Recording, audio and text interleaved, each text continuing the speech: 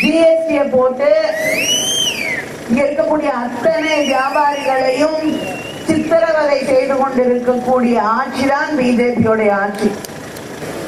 ஜிஎஸ்டிய இங்க இருக்கக்கூடிய வியாபாரிகள் அந்த ஜிஎஸ்டி படிவத்தை பூர்த்தி செய்யும் பொழுது ஒரு சின்ன பிழை, ஒரு எழுத்து மாற்றம் அப்படின்னு எது இருந்தாலும் அதுக்கு அபராதம். யாராலே கட்ட முடியாத அளவுக்கு ஜிஎஸ்டியை போட்டு நம்முடைய வரி பணத்தை முழுசா அங்க எடுத்துட்டு போயிடுறாங்க டெல்லிக்கு பாஜக. ஆனா நம்ம வரி பணத்தை எல்லாம் அள்ளிட்டு போறாங்களே தவிர, எப்படி வெள்ளக்காரங்க எல்லாத்தையும் எடுத்து பிரிட்டனுக்கு கொண்டு போனாங்களோ அதே மாதிரி உங்க டெல்லி கொண்டு போறாங்க. திருப்பி தமிழ்நாட்டுக்கு நிதி வழங்கணும்னா நம்ம 1 ரூபாய் கொடுத்தோம்னா அவங்க திருப்பி கொடுக்கறது 26 பைசா.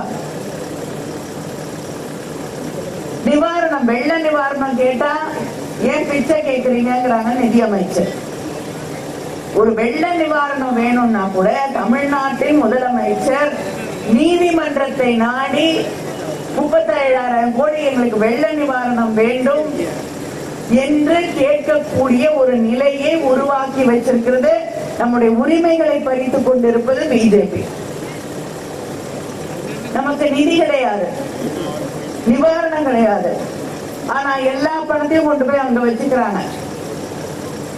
ஆட்சிக்கு வந்த பொழுது மோடி என்ன சொன்னாரு? மானியம் கொடுக்கிறேன்னாரு. கேஸ் சிலிண்டருக்கு 410 ரூபாய் வித்த போதே மானியம் கொடுக்கிறேன்னாரு. மானியம் கொடுப்பதில்லை. இன்னைக்கு சிலிண்டருடைய விலை என்ன? அதே போல இங்க ஒரு சகோதரி எல்லா விலையும் குறைக்கணும். நாங்க கொஞ்சம் சொல்லுங்க, இருங்க. 100 நாள் வேலை யார் கொடுக்கறான்னு முதல்ல புரிஞ்சுக்கோங்க. நான் சொல்லி முடிக்கிறேன், கேட்டுக்கோங்க.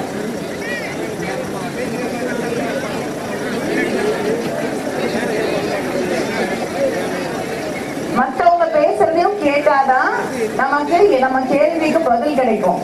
நம்மளே பேசிட்டு இருந்தோம்னா பதில் சொல்ல முடியாது இல்லையாமா? அதனால நீங்க கேட்டுட்டீங்க, நான் பதில் சொல்றேன், சரியா? அதே போல ஒரு சகோதரி தங்கம் விலையை குறைக்க வேண்டும், விலைவாசி எழுதுனாங்க. ஒரு பொருளை ஒரு ஊர்ல உற்பத்தி பண்றோம், அங்கிருந்து இன்னொரு ஊருக்கு கொண்டு வரோம் இல்லையா? அரிசியோ பருப்போ காய்கறியோ துணிமணியோ.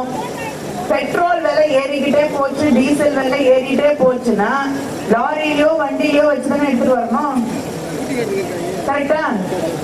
அப்ப அந்த பெட்ரோல் விலை ஏற்றத்தால், டீசல் விலை ஏற்றத்தால் விலைவாசி எல்லாத்துக்கும் ஏறுது இல்லையா? எல்லாத்தோடைய விலையும் ஏறுது.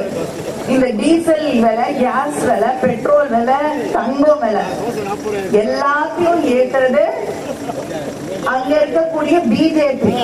டெல்லியில யார் ஆட்சி பண்றாங்களோ, ஒன்றியத்திலே யார் ஆட்சி செய்கிறார்களோ அவங்கதான் தங்கம் விலை, பெட்ரோல் விலை, டீசல் விலை, கேஸ் விலைய முடிவு செய்யக்கூடிய இடத்துல இருக்கவங்க அவங்கதான். நம்ம இல்ல, நம்முடைய முதலமைச்சர் அந்த இடத்துல இல்ல, சரியா? அதனால வருவாங்க ஓட்டு கேட்டுக்கிட்டு அவங்க கூட்டணி கட்சியில. அவங்க கிட்ட கேளுங்க, இதெல்லாம் குறைங்க. 100 நாள் வேலை, 100 நாள் வேலை காங்கிரசும் திமுகவும் ஆட்சியில் இருந்த பொழுது கிராமப்புறங்கள்ல இருக்கக்கூடிய மக்களுக்கு 100 நாளாவது வேலை கிடைக்கணும். அதுக்கான சம்பளம் அவர்களுக்கு கிடைக்க வேண்டும், பிழைக்க வழி வேண்டும் என்பதற்காக கொண்டு வரப்பட்ட திட்டம் 100 நாள் வேலை. ஆனா பிஜேபி ஆட்சிக்கு வந்தவுடன் திமுக காங்கிரஸ் கொண்டு வந்த திட்டம்ங்கிற ஒரே காரணத்துக்காக அந்த திட்டத்துக்கு நிதி காசு ஒதுக்கணும்ல. இப்போ உங்களுக்கு 1000 ரூபாய் வருது, கலைஞர் மகளிர் உரிமை தொகை வருது, அதுக்கு நம்முடைய முதலமைச்சர் நிதி ஒதுக்குறாரு. ஒதுக்குனாதான் கொடுக்க முடியும். இவங்க நிதி ஒதுக்குறது இல்ல. சம்பளம் கொடுக்கறதுக்கு 100 நாள் வேலைக்கு நிதி ஒதுக்குறது இல்ல.